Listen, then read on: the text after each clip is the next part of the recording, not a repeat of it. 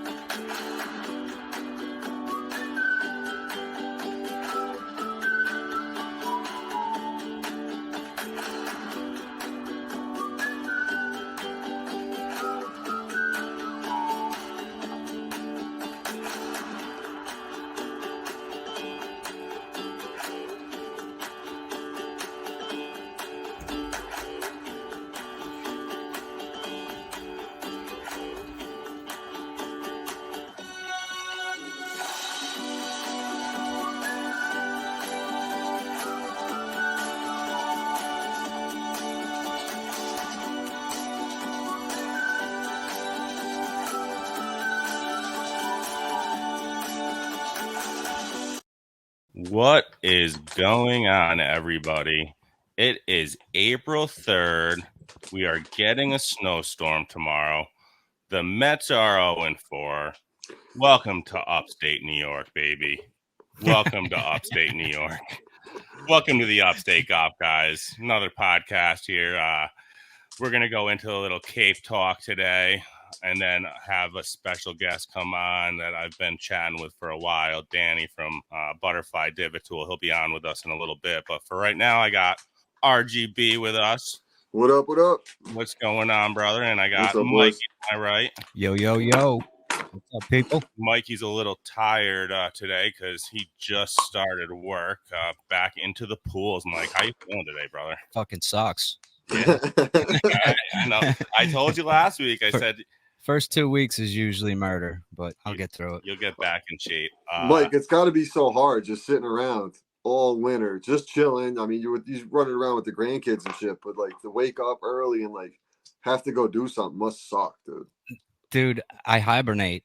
I'm literally a bear. I leave to go to the grocery store, and that's it, man. Right? This grocery store simulator, maybe a quick 18 with the boys. Mohawk River. That's I told Mikey, he's been dying to golf just like all of us, but I've been saying that means you're back to work, kid. That means you're back to work. So the sacrifices, right? Yeah, Mike? Absolutely. So we don't know yet, though. I still think Freer might open this weekend. Well, honestly, dude, the snow that we're getting we might not even end up getting it here in Troy now. It's going to be like it's right now. It's kind of mixed coming down, and it might stay like this. Yeah. Because it's not getting any colder than 37 degrees. So. Right. So I know whatever day we open, I have a 12:21 tee time. So. My man. I'm ready. We might join you if nothing's going on in tour, brother. Absolutely. I mean, if I can get 3 for Sunday, I mean, I know JR is out already, so I need 1. But if I can get the 3rd, I'll grab it because I know a couple other guys are interested in jumping on. So We'll make it happen. Might be tough with the first weekend, but we'll see. I know. We got a couple really busy weekends coming up, especially 2 weeks. 2 weeks for you guys. Yep. 2 weeks, baby. You're Roger. I'm still mad, brother. I know Kirk is joining us, Mikey's son, and now he took the spot. It's going to be still a ton of fun, but man. Hey, man, family first, man. Do a podcast out there with you, and I'll have you on. Maybe I'll have you on StreamYard on the other end, but you'll still be there with me at heart. We'll figure it out. We'll do some StreamYard. I mean, you come out in the fall, right? Absolutely. I want to bring the whole crew out in the fall. Like we set it up to where the Pitch Putt and Puff crew knows that, like, okay, September 15th, we're going to Cape Cod. We're going to play 2 days of golf or 3 days of golf, and they can prepare for it and plan their schedules and do all that. I think it'll be a lot easier opposed to, hey, in like 3 weeks, we're going to go out to the Cape, especially with some of the knuckleheads I deal with. You see how we operate. I know, especially our boy Fairway. I mean, love him. Mikey calls me his stepson sometimes the way I act. Oh, dude, he's not Mikey. You're not wrong. Yo, you should think about what are you doing Memorial Day weekend? Nothing. Well, it's the wife's birthday. So something. Forget about it. The 31st. The 31st. But here's a quick fairway story. So the course obviously isn't open yet. I seen him at the grocery store the other morning, grabbing some cold cuts. I go, "What are you doing?" He goes, "Oh, I just get my sandwich for lunch." I'm like, "Where are you going today?" "I'm going over to 6 to hit some balls." Yo, I look at him. I'm like, "Mike, you really going over there right now?" This was Monday. He goes, "Yeah, I was over there Friday, spent like 5 hours over there." He has blisters, bro, all over his hands and like cuts. He goes there from 7:30 in the morning to 3:30, 4 o'clock in the afternoon, just hitting golf balls all day long. He goes, "I take a break every once in a while, but most of the time I'm just swinging." Dude's a maniac. He's sick, dude. Kirk does that stuff.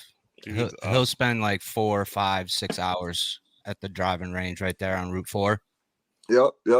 He hits that one all the time. I mean, I get it though. I get the addiction, man. I really do. Especially he just like kind of started the game and like within 10 years ago, didn't he? Not even really. Like he retired maybe 5, 6 years ago. And he just jumped into it. So this is probably like his 5th year, 6th year playing. Same as me, pretty much. Wow. Right. He's got the bug, but he's got all the time in the world, bro. Yup. He doesn't have to wake up at 4 o'clock, 3 o'clock in the morning to have that time either. He can do whatever he wants. Exactly. He's probably on that schedule too, where he still gets up early. Oh, he calls me every morning, 4 o'clock. Every morning I have a text message from him by 4:30. Are you the son he never had, Roger? Pretty much. He's got 2 kids. I actually went to school with both his kids. Okay. And it's so funny now because his one son Brent will text me or send me like DMs with like memes or like reels or something. Like there was the one today he sent me where the guy putts it, the ball goes all the way up to the pin, rolls around it and comes back, and the guy's like, "When I find that groundskeeper, I'm gonna punch him dead in the face." I'm like, "Bro, that's your father to a T, man. Like that's your old man, dude. That's why we play golf with your old man, just for this comical relief." I love it. I seen that video. I know what video you're talking about. And it kind of it irks me because the dude didn't pull the pin. If he pulled the pin, it would have went in. Yep, that's the exact video. I'm like, you're absolutely right. Unbelievable. So I want to get into I know Raji, you're not going in a couple of weeks, but one of the things I want to do, start doing in our podcast. Last week I did Ocean Edge. Since we're playing Ocean Edge, this week's course that I want to just break down real quick is Dennis Pines, the other course that we're playing. It's actually a really, really difficult course. One of the tougher ones on the Cape, one of the tougher public ones, I should say. And I strategically chose that, Roger, that course because with the we're playing our handicaps, our 4v4. So people see us playing these guys. These are all champ flight and A flight golfers we're playing, but we're getting 17 to 20 strokes. Oh, wow. So and then they're also playing from the tips. But this course, especially, it's not about your distance. Raj, we played it back in 2020. Yeah, and it's tough to remember everything because we only played a quick one round. Yeah, but I have a couple pictures that reminded me of a couple holes. One of them, dude, geese are insane. That's right. Yeah.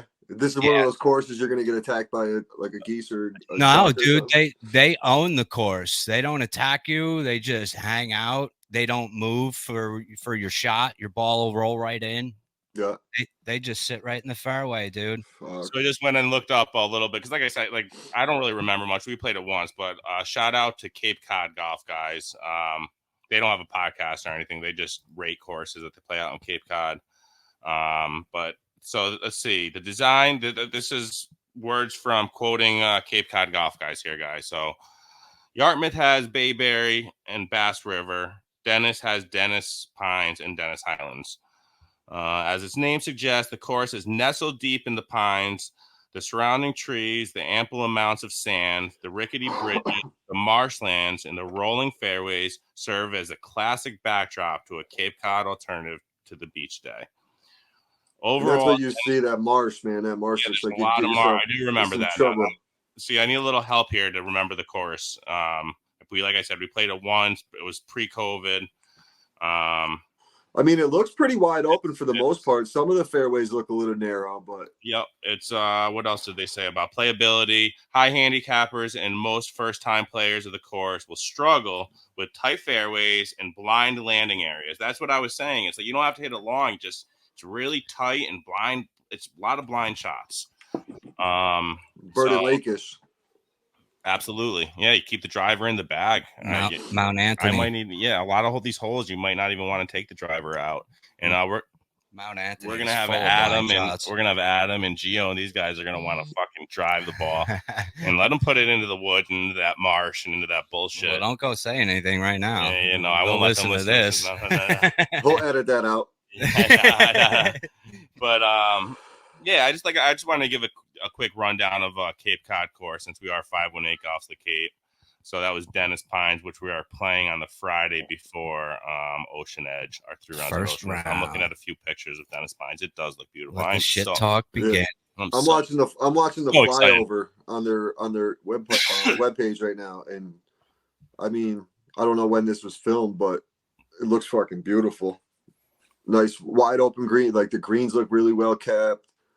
Bunkers, all that. Like they take care of this course, you can tell for sure. But there's not too many spots though, really. I mean, if you keep it in the fairway, you're really not going to get in trouble. That's what you just got to play smart golf. They got this thing. I'm looking at this picture here, Roger. They got Mike. I have a picture of Mikey with it as well. It's like an old telescope, or what do they call these? Periscope? Not a telescope. Yeah, it's like periscope. It's one of them things, a binocular thing, almost binoculars. What they call where you go, like you put a quarter in. No. You look in at this one spot, and it goes up 20 feet, and it's showing. What's the thing submarines have? What's the thing submarines have that the submarines have them that go up and they can see? I want to say kaleidoscope, but that's not it. It's not a telescope. I think it's called starts with a P, dude.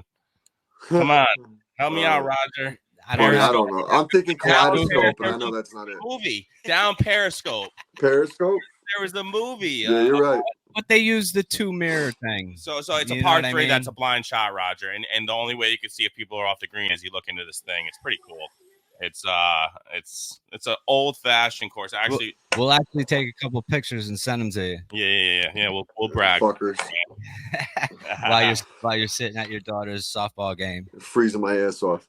But I saw this crazy thing. Have you ever heard of this guy? Have you ever heard of Calvin Pete, a golfer? No.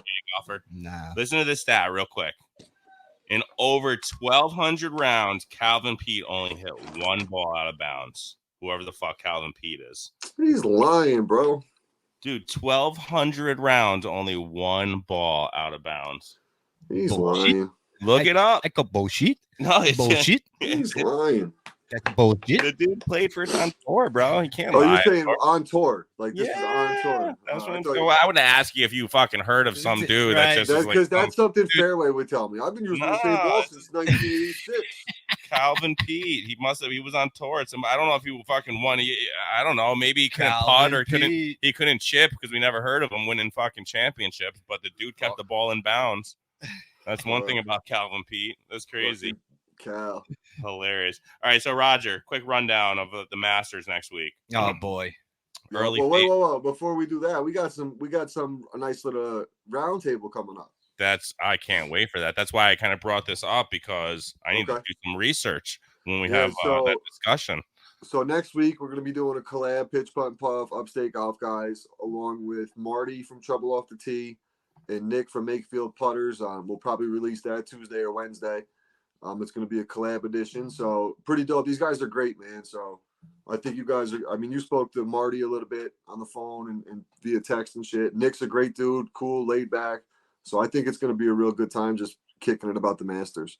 Yeah, that's why I brought up these the most recent odds. And listen, I do not gamble one bit, but I do still like to look to see who they have as the favorites. Sure, who they think's going to win. That's all. And they got Scotty Scheffler as the I was going to say they got to. He's hot, man. He's on fire.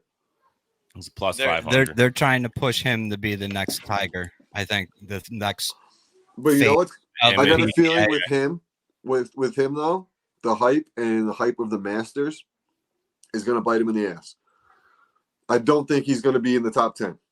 So he's playing lights out. Don't get me wrong. He just plays free loving golf. It depends what Scotty are gonna get. So if Scotty comes out and he blows up a few holes, Scotty doesn't come back like Rom does. Remember Rom last year with the Masters? Yeah. He came out and double bogeyed the first hole. And then he came back and he ran away with it. But Scotty's not like, depends what Scotty you get in the first round.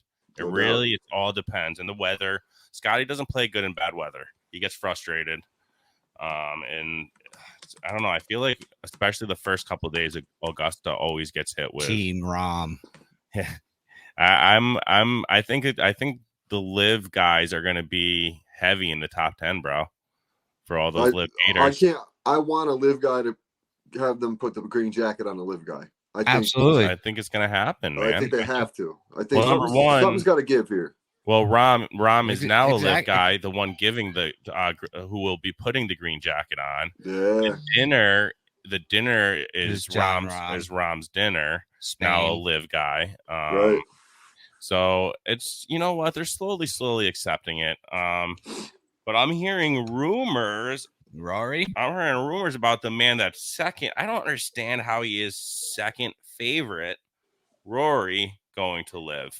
Because they want him to be so good and they want the money to go on Rory so they can just take everybody's money. That's why Vegas has all those pretty lights and all that fancy stuff. And us busters are sitting here working 9 to 5s because we're not smart enough to know that they're setting us up to where Rory's not going to do shit like he always does. But people are still so hyped up on Rory because that's all ESPN and everybody else. But he hasn't won. He hasn't been, he's a great golfer, but he doesn't win. He has 3 good rounds and then chokes. That's why live would be perfect for him. Absolutely, he'd win tons of rounds. Do you think those rumors are true that he might go to live? I mean, do you think this money talk? Listen, how could he talk so much shit? If you get a bag, no matter what you say, you'll eat your words, man. If for $300 million, I'd eat my words, no doubt. Your family set up for generations. Whatever I said 5 minutes ago, I didn't mean it. Sorry, see ya. Going to take this bag. You would too. $300 million. See you absolutely. later. I would have never criticized the people that took the bag to begin with. That's my gripe with him. He got played over by the PGA though. They absolutely did. They used him big time. He tried following in Tiger's footsteps, and they played him, and they said, "Nah, we don't care what your word means." Right, pretty much. But yeah, I'm going to give you the top 10 who they got as a favorite here after Rory. Then you got a couple live guys, John Rahm and Brooks. That's Rahm at 1,300 plus 1,300. Brooks all the way at plus 2,100, which I think that's a steal. Brooks is always in the top 5. Yeah, he's always right there. And then Jordan Spieth right behind Brooks, same thing, 2,100. Will Zalatoris and Victor Hovland are also at plus 2,100. Where's DJ? Xander. DJ isn't even on the top. Let me see. Dustin Johnson. He's plus 3,600. He's on the next page. I'm putting a couple bucks on him because he always plays good at Augusta. I like it. I like it, man. He always does well at Augusta. Who else? He was good. Have you watched the Full Swing? Dude, I'm so busy doing these podcasts, bro, every night that I don't have 10 minutes. If I'm sitting down, it's editing something. If you do get a little bit of time, dude, jump in. I know the first season's it was good. It was good. You got a little bit of in look on Dustin Johnson and a couple other dudes. Maybe I will watch it this week so we got something a little bit more to dive into and talk about a little bit on the roundtable as well. Another one you maybe throw. I'm going deep in it now. DeChambeau, if he gets hot. Yeah. He gets hot. He's at plus 4,600. So for there's some money to be made. $10, $10 right. You're winning back $460 on a $10 bet. Absolutely, that's not bad at all. And then Phil. Let's go to the funny ones here. Phil is at plus 16,000. Wow, they're doing Phil dirty. I didn't even see Tiger on there. Remember I sent you Tiger was at like plus 100,000 or something stupid. But yeah, I don't know. They go crazy with these odds, man. But I just wanted to see the top 10 or 20. But it'll be a fun discussion in that round table. Dude, I root for all the live dudes now for some reason. Mikey does. I really do. No, who I want to see win one too, like I'm a big fan of, is Tommy Fleetwood. I love him. He hasn't won a major yet. I know, man. He's like, and he's such like just a chill dude. Like, I just want to see him win one, man. I like that dude. Is Sahith playing? Yeah, oh yeah, of course. Is he in? He was on the list there. Let me find. Yeah, of course he is. Yeah. It'd be cool to see Victor win one. I'd like to see Victor take home a Masters. Sahith is he was up there actually. His little bit in full swing's good too, man. He's 5,500 plus 5,500, middle of the pack, a little behind Bryson. Another one that I found interesting was Patrick Reed, who always plays good there. He's plus 9,000. So Tiger's like 160. Patrick Reed, yeah, he's crazy. He's got to get a new. What was it that he crashed? The Masters. That's wild. I don't even know. He had a car or something like that painted in the yeah. In the Porsche. I think it was a Porsche. Hey, real quick, I gotta do a chime in.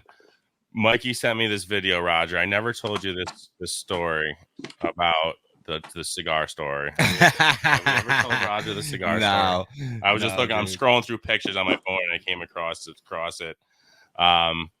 Right in the video, right in perfect video. I had the video phone set up. I'm bending over to actually in the golf cart, dude. It was in the golf cart and sitting in the cup holder, dude. Wrong end of the lit cigar, right in the mouth. Yeah, dude. As a matter of fact, hold on a minute. I got it. And it was like he didn't even know that it was recording. Roger, here, I'm going to show you right here real quick. Hold on. You watching? You can see on the screen here. Hold on, man. I'm going to bring it up here. Dude, it's so funny. I have it on here. Ready?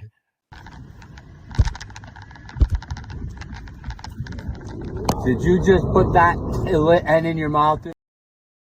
Yeah, that's epic, isn't it?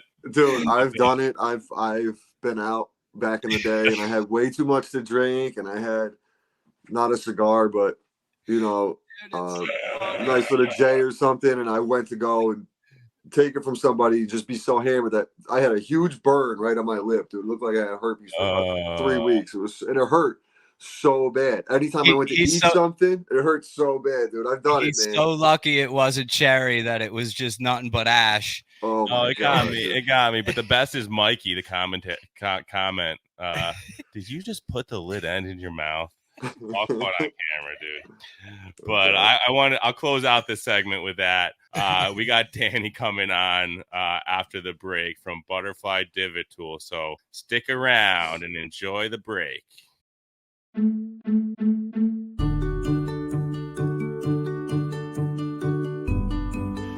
Welcome back after that short intermission. We have Danny with us, retired professional skateboarder, now addicted to golf like most of us are. Danny created this pretty cool divot tool he's about to tell us about right now. I already own my divot tool, and I promise you will want one too once you see it and hear this episode. Find yours at butterflydivotool.com. What is up, Danny? What's cracking, guys? Good to be on the show. Upstate Golf Guys. Love it. Thanks, man. Hey, what's up, man? We're chilling. Thanks for coming on and taking the time, brother. Your awesome divot tool. Things I have mine right here. I have mine, baby. Yeah. Love it. Nice. Yeah, I got mine right here. Roger, where's yours? I don't got mine. I got to order one. No. I'll send you one. Don't worry. That's all good. Yeah. But yeah, I love this thing, man. I play with it. The reason why I texted you actually a couple days ago, I said, you're not going to believe it. I think I lost it. And I wasn't even on a golf course. I just keep the thing in my pocket all day long. With it at work and shit. Just trying to get good at it like you, man. Show me how you work that thing. Give me a little one of the first things that you do is you just kind of hold it with your index and your thumb and you flick it open once. And then there's like a rotation that happens and then you flick it open one more time and then you close it. And all together it kind of goes like that. Gotcha. So, yeah, one of the things that I want to mention too is, yes, this is a divot, tool, like a pitch mark fixer and all that good stuff. But this isn't just designed for the handles to fold over to conceal it and put it in your pocket, which is pretty good because obviously if you got dirt on this and it conceals it, you put it in your pocket, it's great. But this is a replica of like a butterfly knife, you know, so. Wow. Okay, pop quiz. What's the proper name for one of those? Easy balathong. It's Filipino. That's the whole purpose behind it. And that's the energy you get with this. So it's not just like a divot tool. You know what I'm saying? Exactly. It's fun to play with, man. Yeah. Yeah. I think we all played with, I played with them when I was a kid when I should not have been. Oh, yeah. Absolutely. I remember seeing one in The Outsiders, I believe it was. We got 2 more of us in the back seat. Pity the back seat. The movie? Yeah. Yep. That's I remember being little and seeing that, and I was like, "Damn, that thing's dope." Yeah, I'll never forget it. I was about maybe 11 years old. I was at a fair, and like a flea market kind of set up where they had the tables, and I seen one, and I seen the guy doing exactly what Danny was doing, the tutorial. I'm like, man, that's so cool. And I was with my parents, but I was also with my aunt and uncle who were like probably late teens or in the early 20s at the time. Yep. And I convinced my uncle to get me one, and he snuck it to me. And when my mom found out I got it, though, she was not happy at all. But I used to sit there and practice with it and everything else. Yeah, Roger, I have this. I have the same story. I was at a flea market, and I convinced my mom to buy me one, and it was actually a mini one like this. It was kind of orange, and she said, "Hey, it was like Ralphie, don't shoot your eye out." But in this case, he was like, "Don't cut your finger off." Yeah. And then one day, I actually cut my finger really good. And I didn't tell her, just like Ralphie, and I just played it off and didn't tell her. But I have a scar here from when I was like, 9 years old or whatever that I had it. Yeah. The battle scar that stays with you forever. And now you create the Butterfly Divot Tool after the butterfly knife. I love it. That's right. Tell us, Danny, what gave you the idea really to create the tool and when you created it? Oh, God, it was in 2014 when the idea came to me. I don't know if you've ever seen that movie, Cloudy Chance of Meatballs, but the guy is just like this on the computer. That was me. And next thing you know, like I'm looking divot tool after page after page after page. And then there was an image of a butterfly knife, and I forgot how much I loved them. And I was like, wow, they've come a long way. There's wood ones. There's different types of metal shapes. That's when the idea struck. And I was like, wait a minute. And then I started looking everywhere for weeks, trying to find anyone who had it, like in China, Europe, wherever. And nobody had it. And then that just started my journey of the design of the tool. Yeah, absolutely. Funny story. I just literally learned how to properly fix my divot mark. A couple of years ago. I mean, I've been golfing my whole life, and we golf at this course, Ocean Edge in Brewster, Cape Cod. Beautiful, beautiful course. We're actually going out there in a couple of weeks to play. And one of the things that is on the GPS screen, first thing they show you is they give you a little lesson on how to properly fix your mark. And I always did it backwards, man. I always killed the grass. I didn't realize doing it like this. It looks like that's the way you should do it, but that actually kills the green. Really, the way you're supposed to do it is, put down and put it back the way. Imagine the ball coming, down, makes the mark. Got to push and the basically edge of that push the edge back in. Right, yep. Exactly. So that's a funny story. I always tell people I've been golfing my whole life, and I've been doing it wrong my whole life, thinking I was trying to do it, trying to look cool and do it. I'm trying to do the golf etiquette thing, fixing my mark, going. But here I am doing it the wrong way and killing the greens. Hey, me too. After creating the tool, I shot like a little promo video, and somebody and I love the video, right? And then they saw me fixing the pitch mark, and they're like, "Hey, that's not even how you fix the pitch mark, right?" And I was doing it the same way you did. I was just stabbing it, just giving it some shanks, And then so I had to YouTube it and actually watch some videos. So how long did it take from your idea to actually having one in your hand? I met this guy, John. He does a company called Pure to Improve. John helped me do a license deal, and basically I connected with his manufacturing plant. The product is under his brand. So this product is in stores. It's in Worldwide Golf, Edwin Watts. We're going to be doing other golf stores, and we're going to be introducing other colorways, other models. So I have my own website. I do social media, and that's how we met. Yeah. So now, what does like a clubhouse or a golf course? What do they want? What's their percentage? What do they cut into your profit? I mean, compared to where if you ship it to, I order from your website, you put a bunch. I mean, I'm kind of curious just because I have a bunch of merch myself that would go good at Freer Park, our local course, with the Uncle Sam logo is kind of the trademark for Troy. So I was just curious what if I was to bring a shirt that I'm selling online for $45, what are they going to want? What do they cut into your profit? I think they're going to want at least 35-40%. So say for say this is $19.95, I would sell this to them at a wholesale cost. It might be $11 or $12, and then they make their $8 profit. If I'm being generous, I might go $10, and then but they're going to want to basically kind of make that type of profit on it. So that's usually kind of where my ballpark is for my product. Okay, and I mean, you're getting your name out there too. I mean, it's not so you may be almost doing it at a loss, but it's kind of helping you get your name out there and promote you a little bit. That's why I was. It's a one of a kind. I give you that. Oh, yeah. Like you said, there ain't nobody else that's got this butterfly thing. There's actually a few people out there. Really? There's this one guy. I'm not going to mention names, but there's this one other entity that has one that they make. It's expensive. It's really well designed. I think they're beautiful, actually, but the average golfer, I don't think, is going to want to purchase it and use it on the course. Right. It's so beautiful that you'd want to keep it at your desk. Right, it's a novelty item. Yeah, but it is gorgeous, and they do a great job. So kudos to them. And it's funny too, because I came out with the idea so many years ago, and then by the time we launched, now they're out there. And then I saw this one other person that does it, but it looks like a knockoff from China, and they're like digital images, and they don't even look functional.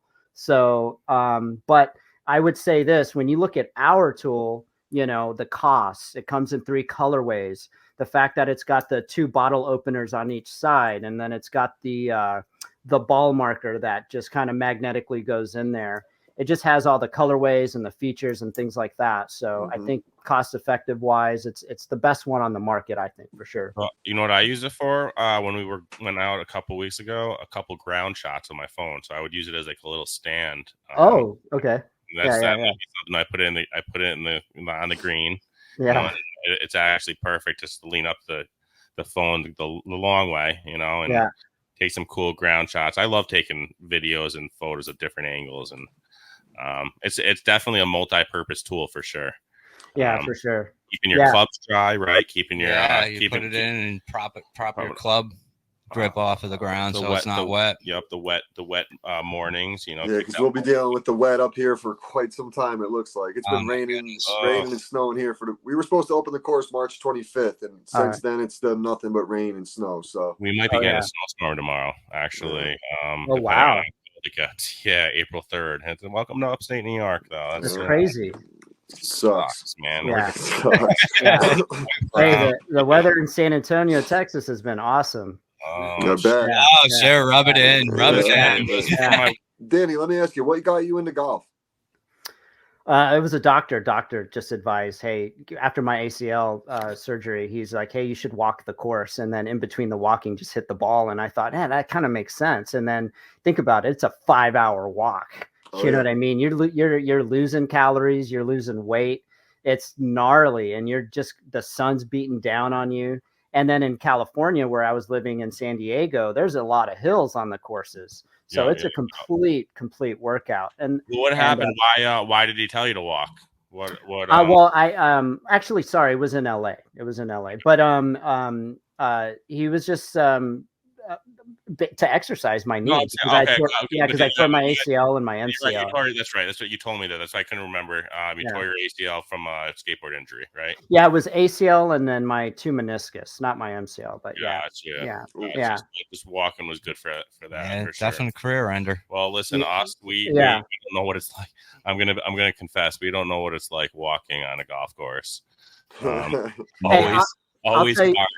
My best rounds are walking, and do you know why that is? Why is that?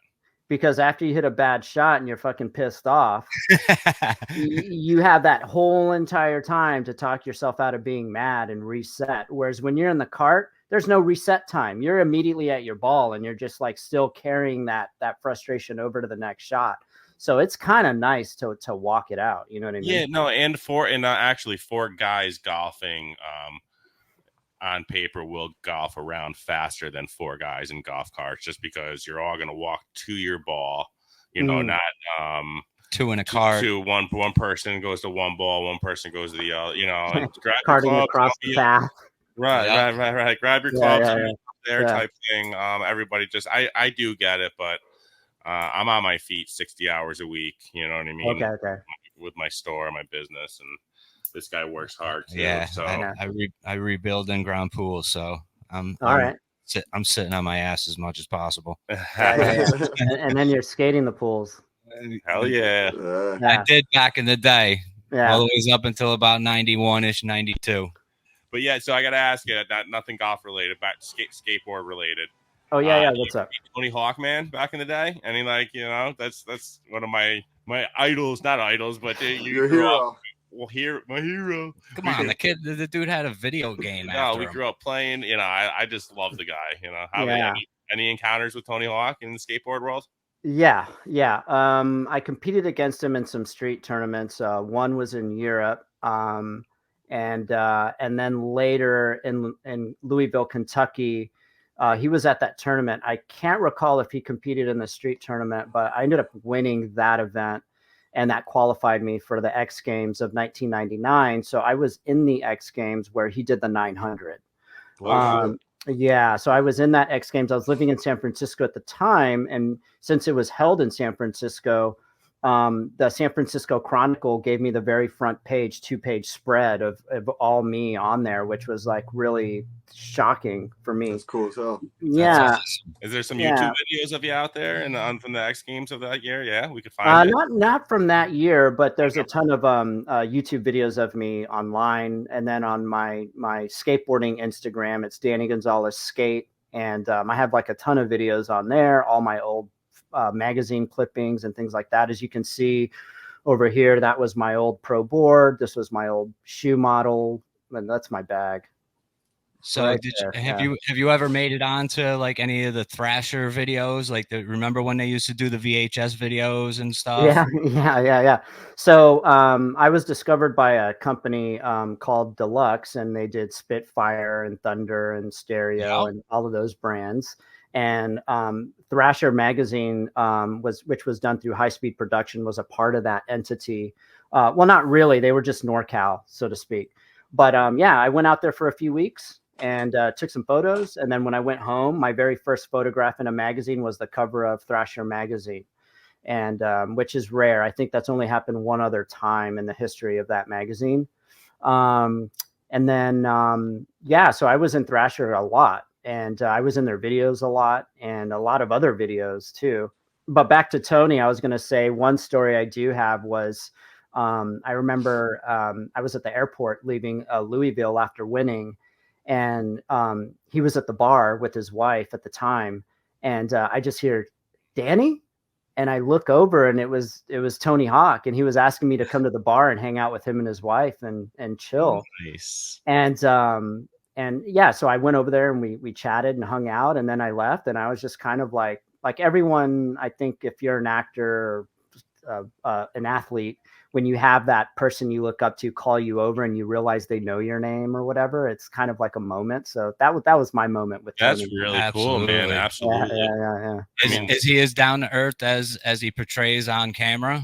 Yeah, I think all skaters are the way you think. Like say Rob Dyrdek, he is like that in person. He all skateboarders are they're true to themselves, and they don't talk down, they don't look down, and they are going to be who they are whenever they're around. So that's one beautiful thing about the skateboarding community for sure. That's awesome. And you keep in touch with a lot of those guys still? Well, Tony, it's like even when I met him, I wouldn't call him like a good friend or anything like that. No. Not like I have him on speed dial. How many years has it been since you were actually, out there competing? I mean, since you had your history. 96, 97 to 2001. And then I took 5 years off. And then I kind of came back in 06 to 09, but really since 09. Okay. And hey, think about this. Like, you know, most people, when they retire from their respective field, they get a job in that arena. And look at me, like ex-pro skater, golf tool, like who makes the leap like that, right? So it's kind of like I'm definitely an anomaly in the sense of like when skateboarding stopped, I just went completely left and tried to do something entirely new. Like I worked at Apple for many years, and then I started learning about e-commerce and got into golf. And so my journey is really straight away from the skateboarding empire type of thing, you know? Yeah, why not change it up a little bit, you know? Yeah. You never know what you'll get. I think you'll have great success with it. Like I said, once people get their hands on this Butterfly Divot Tool. Yeah. How often do you get to go out and golf? Well, this set right here, I just recently bought. I don't know if you guys seen the video. It's like a full Kirkland set. And yep. Yeah. I just love the design and how beautiful it is. And then also too, $500 compared to a $1,300 TaylorMade set. And I was like, oh, I got to try this set. And then obviously the driver's adjustable. And then I got the putter with the weights on it normally. But to be honest with you, if I'm not doing Kirkland, Titleist is my brand. I've always liked Scotty Cameron. I've always liked the at the top of the swing, the weight of Titleist sets perfect. So when you hit your downswing, it locks right in place. And Pro V1s, always love Pro V1s. But with this Kirkland set, I was like, bro, dude, Kirkland is doing some stuff right now that's insane. Like, dude, they're like making these high level products and they don't even care like what Titleist is going to do or TaylorMade's going to do. They're just making it anyway. They switch it up just a tiny bit so they can't get sued. But I mean, the technology is there. Yeah, but they're going to win that loss. Like if they do get sued, they're going to win because it's a different technology to it. It's something, one thing different. It's different. So then they win about it. And then the balls I have are the 4-piece balls where Titleist sued them and they discontinued back in 2018. So I got the 4-piece like Pro V1 knockoff balls in that bag too, man. That's awesome. Well, that's what actually I'm hyped, bro. Best round I had last year at the tour we were on was Brad. He goes, try these Kirklands out. It just came from Costco's. Got a bunch of shit, but he's like, I got like 6 dozen of these things, man. He's like, try them out. He goes, they hit really well, I promise. And they were nice. I don't know. I mean, listen, to me, an amateur, I'm a 17 handicap, so a ball really does, unless it's obviously I don't use Top Flight, but the balls don't make a huge difference. But I did shoot a really, really great round with that Kirkland, that's for sure. It's funny how they're getting away with it, but they won't. I don't think they'll lose that lawsuit. Yeah. Well, if you go between a 3-piece ball and a 4-piece ball, if you look at the 4-piece ball, right, you got your outer, and then you got your secondary core, and then your third core, and then there's the big piece in the middle. That third one is really good for 100 in. So if you have a pitching or a gap or some shit like that in your hand and you want to get the ball to check, that's where that 4-piece ball really comes into play. But so that's why I like 4-piece balls a lot. And then the 3-piece balls, obviously you're not going to get that kind of control when you're hitting up onto the green. But if you don't care about that, then who cares? The one place that I don't really step territory in is a 5-piece ball. I'm like, bro, dude, like I'm not Koepka. I'm not Brooksy. I don't need a 5-piece ball, That's insane. Yeah. So you said you have used those clubs so far a couple times, or? No, not yet. No, I got the bag. I got the set. Dude, for the last 2 years, I've just been really focusing on because I do Amazon brand management for clients. So if someone needs help with their Amazon listings, selling products on Amazon or agencies or whatever they need, that's what I do. So when I first moved here 2 years ago from San Diego, I was focusing on Amazon, focusing on bringing this bad boy to market. And then also this place that I'm at right now is like a house that we just got. So for those past 24 months, that was like really my focus. And then now that the tool's out, because I launched this in December, right? So then I'm like, okay, I need to get in there. I need to get acquainted with the community in San Antonio and get to know the people and meet people and go play, have fun. So I just got the bag and I'm getting all situated. So pretty soon here, you're going to see some Video shots of me on the court. Yeah. Absolutely good, man. Sure. Yeah, I just got that one of those eye range things. I'm excited to use that for the phone. The phone matters to it. Yeah, it stakes into the ground there. Oh so, yeah. Really I got the app where when you hit the shot, it gives you that red line of flight. Shot tracer. Yeah, well, I didn't. It's not that one. It's a different one. It's a dope one. It's free, but it's good. Right. That's free. It's for me. Yeah. For me. RGB. Go ahead, Roger. Yeah. So, Danny, I see you do a lot of like reviews with the Pure to Improve products as well. Like they have a bunch of different golf nets and putting mats and different stuff. How's that been going for you? It's going all right. It's like I just to be transparent, I do kind of affiliate marketing with that. So essentially what that means is, or affiliate linking, I wouldn't say marketing.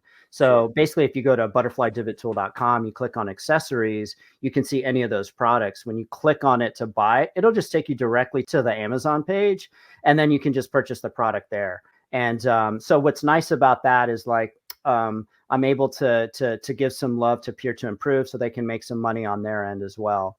Appreciate you bringing that up, Roger, for sure. Yep. I seen a couple, because I seen you do a couple unboxing, and I think it was like a putting mat or something.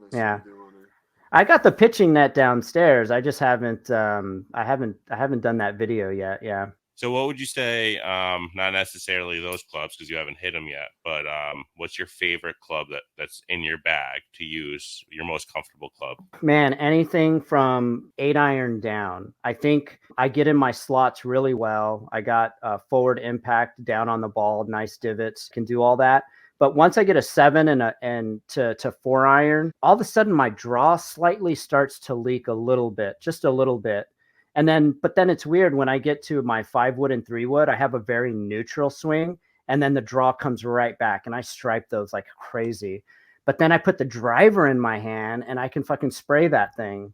So, and I think part of it is like this is kind of nerd talk, but when you're loading up to the shot and you're closing your distance, sometimes I feel like the gap is my shoulders have killed me already, and I almost have to feel like my shoulder stays back and then I'm coming through so I can be square. So, but yeah, I would just say any of those clubs I feel really good at for sure. You probably like your wedges mostly because I'm in the trees, bro. And you could use your tool, baby, right? Yeah. Hey, I think if you hit in the trees a lot, you got to be a good wedge player. Yeah, no, that's not what I was referring to. I was referring to I know. Nice high, leave a nice pitch mark so you could use that butterfly divot tool. But random golf talk, and we'll go around the table here. Let's see. I don't even know what the questions are. Do they have to do with the Masters? No. It's just it's a game basically, or it's a golf topic. Just thing. Random golf questions. Just random golf, but I like not knowing the question. That's my whole thing. I don't even know what it's gonna be. No preparation for it at all. So let's go for the first one here. We're all flying blind. Let's go. All right. All right. Danny, how many rounds of golf would you like to play in a year? Shit, every weekend if I could. Every weekend? Shit, for me, it'd be every day if I could. For me, it'd be 365 days. No doubt. I'd say at least 5 out of 7 days I'd like to. If you could. Yeah. You had all the money in the world, and the money wasn't an issue. You weren't working. Or say you were retired. So time wasn't an issue, and you were a member at a club.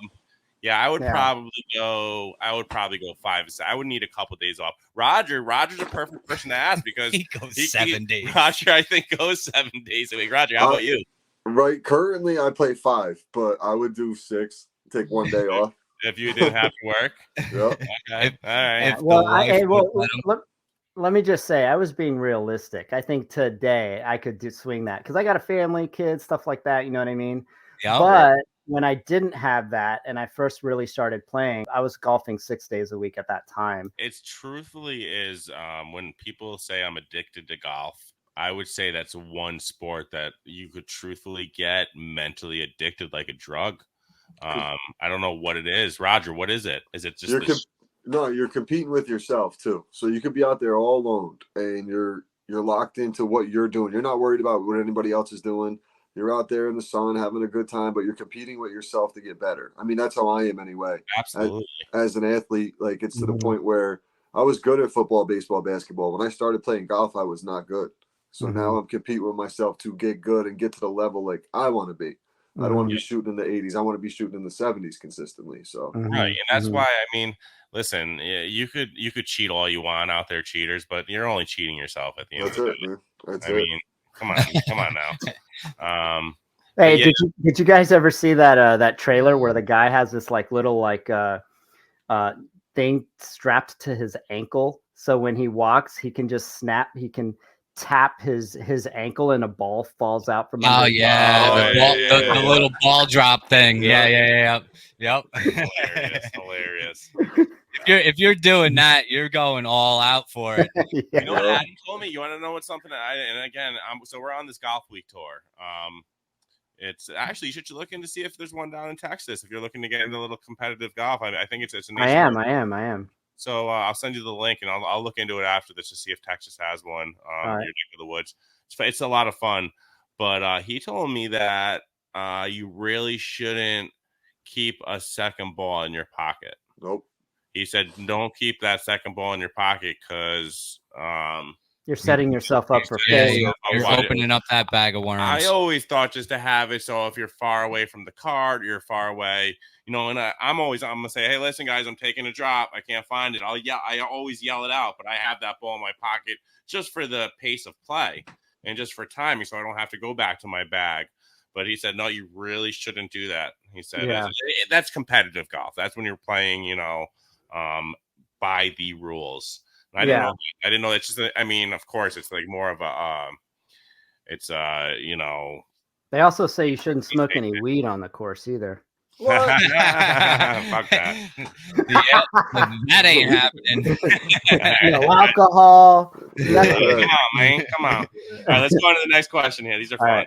All right. Roger, we'll start with you on this one. What you got? All right. Do you play better in a casual atmosphere or under pressure? Probably under pressure because then I'm more locked in what I'm doing and focused, opposed to just going out there and playing like a bullshit 9 holes with fairway Mike on a Tuesday afternoon real quick or something like that. We're just out there shooting the shit. But if we're playing on a pitch putt and puff weekend on a Sunday or in a tournament style, I'm a lot more focused. Got you. How about you, Danny? Same. Yeah. Locked in. Especially if you put money on it. Yeah, absolutely. Love that. These golf tour, you got some nice prize money. So it's definitely, I would agree. But playing casual golf, that's, I gotta lower my handicap a little more. Yeah. To start getting the under pressure stuff. Yeah. Mikey is what, a 20, 21? 23.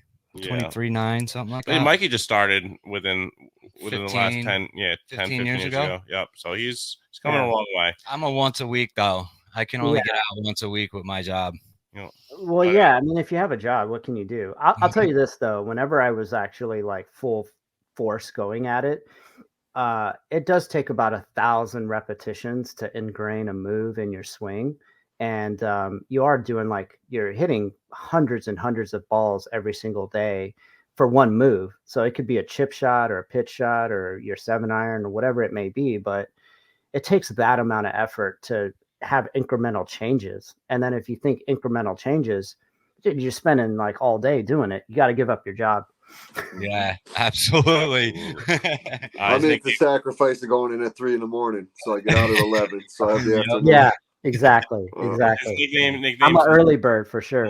Mikey up and down over here though, because he doesn't get off the tee very I've been working on the shorter game. Shorter game is on point.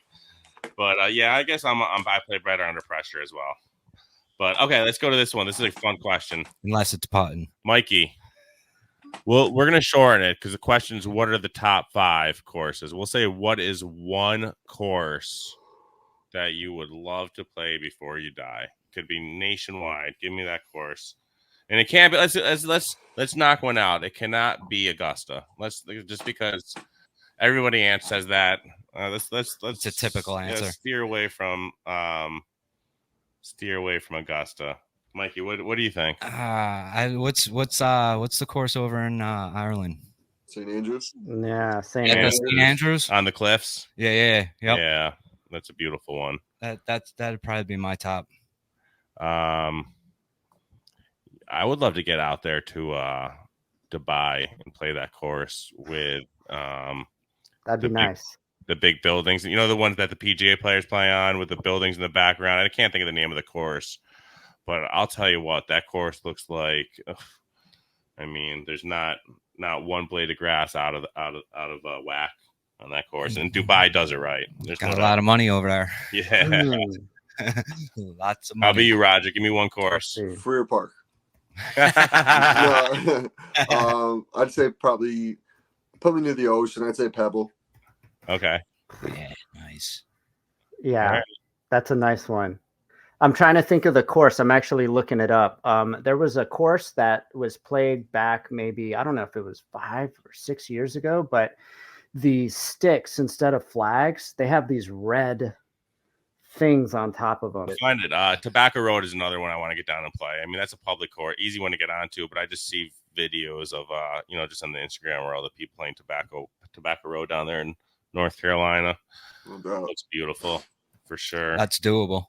Yeah. So while I'm looking for this other video, there's something that occurred to me. Some people out there don't even know what this thing really is. I mean, if you look at the throwback of the history of, swords, throwing knives, Bruce Lee, ninja movies, whatever it may be, this is a butterfly knife style divot tool. It's not just a divot tool. You know what I mean, guys? Right? Absolutely. So I found a video that's like highly important, and I think this is really going to educate the viewers on the butterfly knife divot tool.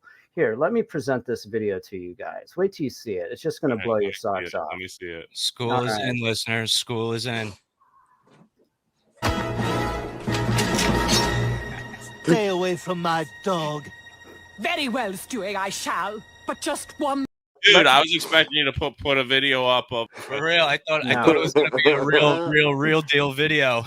No, I have a real video for you if you want to see it. Here we go, the jokesters. Right. I'm ready for this one. I got a real video. Hold on. This one's legitimate. I swear.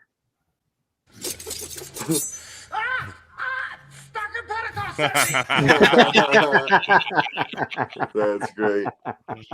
Oh my god! Yeah, there you go. It's not just for fixing divots. No, it's you stick it in the nose. Family Guy's got you. Yeah, that's great. All right, we'll cut the since we got to watch those hilarious videos. We'll end the question segment. End that segment there. That's fucking great, man. Awesome. I have some questions for you guys, if you don't mind. Go ahead, shoot them out, man. Who's your 1, 2, 3 picks for the Masters? Roger, you want to go first? I'll go first. I said it a couple weeks ago. I'm going John Rahm. I got a feeling he's going to follow. That's a repeat, bro. That means he could put the jacket on himself. Yeah. Last year's winner. Yeah, that's what I'm thinking again. How many people have won a repeat before? Did Tiger did it, right? I think he's the only one, right? No, 2 more. Phil? No. Jack? I was going to say Jack. And Nick Faldo. Oh yeah, Nick Faldo. Wow. Phil has 3 over there, but they were pretty separate occasions. Nick Faldo, okay. Yeah. That's Rahm's a hard one to pick, man. I like who I read an interesting one today. Sam Burns might play it well this year. He might come out hot, but I like my boy Victor Hovland. I'm going for Hovland. His short game's back on point, and his iron play is like no one other. I don't know. I love Hovland. He's my boy too. Dude loves hardcore. This is awesome. Mikey, who do you like? Who do you think's gonna win? I was gonna say John Rahm, but I just because Roger said John Rahm, I'll probably switch it up. Brooksy. Brooks always comes out majors and fucking kills it. Man, you guys are going for live players. Well, I'm Victor Hovland, but I can't believe you guys. Oh man, they've proven themselves in majors is the problem. That's all. All the big name guys is what it is too. A lot of just mostly the big name guys went to the live. I didn't. I stayed with the PGA and Victor. I love Victor though. He's gonna be great. He's always smiling. The dude's always he's on smiling. edibles the whole time. That's why. I think he is. I think he's high. I really do. I think he is stoned. Now here's an interesting question. Yeah. Now I know they drug test for performance enhancements for golf, but I just saw a recent article and the player did not come forward, but talked about microdosing during matches and how much it helps him focus. Now, I mean, John Daly said if he could drink a whole round, he would shoot 10 under, 12 under every round. Is that considered a performance enhancement? Like same thing with smoking. Roger, he shot 10 strokes better when we made the turn and he got his weed at the car. Are these considered, like if the guy's admitting that he's microdosing, which I have no problem with, don't get me wrong, whatever, but is that a performance enhancement like drug? I don't know. It's an interesting topic. Mikey, you want to take it? I have no idea. I couldn't tell you. Yeah. All right. Let's just talk to Dr. Danny here. So Dr. Danny says that no, it is not. Hey, if it's not deer antler, who gives a shit, bro? It's great. It's listen, I don't know. I guess if somebody wants to get on Adderall to focus more, I mean, or whatever, do their thing. Yeah. If they say, listen, doc, I can't focus, and it's like medicine to them, whatever. Yeah. Hey, I've smoked some weed before a round and got super locked in. Like for some reason, when you take the club back, your brain or your muscle memory, it locks into that feeling and you can repeat it. Whereas when you're not on any of that stuff, you're all over the place. You're kind of here, you're kind of there. And if you got a good buzz, that's good. Only problem with me is I can't control how much I drink. You know, I'm like, dude, by the 11th hole, I'm like, just, you know, I can barely stand because I'm having so much fun. You know what I mean? I was like, Shot. That's tough, man. It's tough to like get drunk in golf. Like you could literally like smoke a joint or two out there throughout the 18 holes, and we're good. We're hanging out, having a good time, just kicking it. I can still see one ball. If I'm drinking, the ball's going to look like it's moving and everything else. Like, I just can't do that. I'm not going to lie to you. I smoke a ton of weed and I can smoke all around the whole round and play fine, play great. But when I drink on rare occasions, like for the John Maurizio tournament, my dad, you know, he brings a bottle. We start doing shots before the round. Like Roger said, I see two fucking balls. It's wiggling. I can't drink and I could have a casual beer, 2 beers, which is usually good, which is because perfect. It numbs you just that enough. I get fucking hammered, dude. I don't know how people get hammered and play and can even hit the ball. I have videos. They do it all the time. That's amazing. Yeah, I have videos. I have videos of me from the Maurizio Memorial, like shit faced, like so shit faced, and like you would think it was my first time ever swinging a club, literally. But yeah, some people can play. I'm a little better on weed. Roger's a little better on weed, and this guy's a little better on some mushrooms, and Danny is a little better on some beers, and fuck it, right? Yeah. No, man. I you know, when I play my best golf, if I'm not bullshitting. I'm just like, you know, when Tiger first got on tour and he wasn't really talking to anyone, and people were just like, damn, he's taking this real serious. Tony Finau is in full swing. He talks about that. Yeah. I play my best when I'm not goofing off and bantering, and I'm just locked in, like straight focused. That's when I play my best. But then I realized that even at my straight focus, I'll still shoot mid 80s. So then after a while, I'm just like, you know, I just want to have a good time with my friends. Like, fuck it, you know, like it's all good. I don't care. But then obviously I have to be okay with shooting in the 90s. All right, Danny, we kind of got off topic. Danny, you never said who you like in the Masters. We said, you got to give me your answer here. Are we going live PGA? You can go anybody you want to. All right, let's go with, I'm not going to pick Rahm, man. There's the statistics that he's going to win is like low. I just can't. I can't. there's so many great players, but you know what? They're all on live. What am I going to say? You know, the favorite isn't. Do you know the favorite is to win it is Scotty? I mean, yeah. I don't know what's your nickname for Scotty? Quagmire. Quagmire. He looks like he's got the Quagmire jaw. Yeah. Nate, New Jersey born and lives in Dallas, Texas. That guy's a beast, man. He's been winning like crazy since he was a junior, and he's 6'3". I mean, maybe all the live guys left because he was coming up. Who knows? You know, could be. He's gnarly. I would say, you know, man, could Scotty do well? He's been winning so much; it's hard to keep that momentum up. So it's hard to say. I would probably say, you know, I know McElroy, he's due and every year there. Yeah. I would say, let me think, dude, I always like Dustin Johnson a lot. You know what I mean? And I want to see how Phil Mickelson's going to do. He loves that place. And then one of the guys on live got an exemption. What's his name? Joaquin Neiman. Yeah, that guy's Joaquin. He's on a tear. Yeah, Brooksy. I want to see how Brooksy does. I really like those live players. They got to come up with something where they're all competing against each other again, though. Because you know what? How nice does this field look with them all against each other? Yeah, it looks great. It's gonna be a great weekend of golf, man. I can't wait. Styles like baseball style schedule.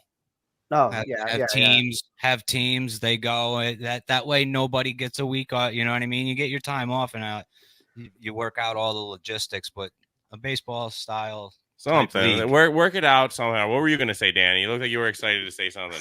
What do you want? I want to see Liv go head to head with PGA. Like who comes out on top? I want to see some tournaments with those two leagues going at each other. How about the top 10 of each league? Set it up as March Madness. Set it up like the bracket. Or how about, dude, if you did a Ryder Cup style live versus PGA, where everybody fucking went wild. How many people would tune into that? You would those two go. Everybody. As long as it's not on CW. Now wait, have the PIF money, have them put up like because the Ryder Cup, there's no money on it, it's just for your country. Have it be 100 million at stake, whatever. You know what I mean? So the guys are actually playing for some big bucks, bragging rights, all of it. You know, it would be the most tuned in watch of it. You're right. It would be. Could you imagine? Hey, is Tiger in the Masters? Yeah, I think so. He'll have like 3 bad holes and then he'll quit because he knows he's out of it. So then his back will start to hurt. My back. He does it every time. Does he do it when he's playing bad? He does it when he's playing Mikey, bad. are you doing the commercial where the lady falls down the stairs? Yes. Oh, good Lord. All right. Hey, Danny, where can people find you, brother? Give them your website, give them your Instagram, give them everything, man, so the listeners can find you. Yeah, for sure. So butterflydivottool.com. I got the 3 colorways on there, and we also have Pure to Improve accessories on there as well. And then also on Instagram, it's Butterfly Divot Tool on Instagram. So reach out to me on there, DM me there, give me a follow. I'll follow you guys back. And if you guys have any thoughts, any ideas, you guys are doing any tournaments, whatever it may be, I'm always game to kind of listen to what you guys want to do and see if there's any way that we can collaborate as well. Absolutely. So, oh yeah. Yeah, dude, you're awesome. A cool ass dude. I've enjoyed chatting with you even prior to this, just about golf, the golf world, about the Butterfly Divot Tool. I'm sending you videos of me trying to this thing. I'm having fun. I'm having fun bullshitting with you, man. It's fun. Yeah. Thanks, Anthony. I appreciate it. I really we appreciate your support, both podcasts, man. You supported us and everything we've done, giveaways, everything. So we deeply truly appreciate that. You've been with us at the beginning, man, and we hope to be with you as you grow. Like you said, you just started this thing in December, and I just started it in December. So we got that in common. Hey, let's do something fun for the listeners. You guys think of it, they win, they get one of these. Okay. Cool. Yeah, maybe something in the comments. I don't know. But all right, we'll think about it. We'll talk about it off air. Absolutely. I love it. A little giveaway. Oh, I got it. Okay.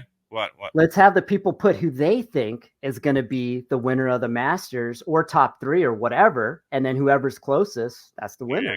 I like that. I love it. And then they got to put the score for the tiebreaker. What they think the scores and the people might closest have. to the I scores like and the tiebreaker. tiebreaker thing because more than one people might have the winner. But let's do that. Let's do the giveaway. Nice. I'll put that in the comments Nice. because you're gonna drop.